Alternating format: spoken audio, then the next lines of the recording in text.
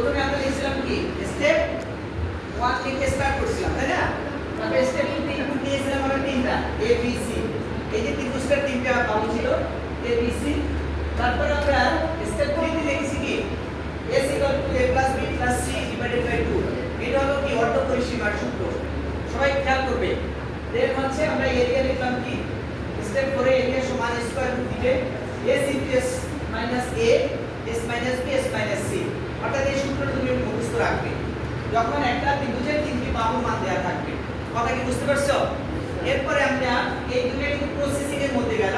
Processing করার পরে step 5 এ আসো, প্রিন্ট করতে হবে অর্থাৎ আউটপুট মান দিবা। তাহলে প্রিন্ট কি এরিয়া লিখো এরিয়া। দেন স্টেপ এই প্রসেসিং করার পরে তারপর তুমি কি আউটপুট লিখবা। আউটপুটে প্রিন্ট হিসেবে লেখা যাবে, আউটপুট কি প্রিন্ট হিসেবে। তারপরে প্রিন্ট পাওয়ার পরে আমরা স্টেপ 6 এ যাব। 6 এ আমাদের প্রোগ্রামটা এন্ড হবে। এটাই ছিল একটি ত্রিভুজের তিনটি বাহুর দৈর্ঘ্য যদি দেওয়া থাকে তার ক্ষেত্রফল নির্ণয়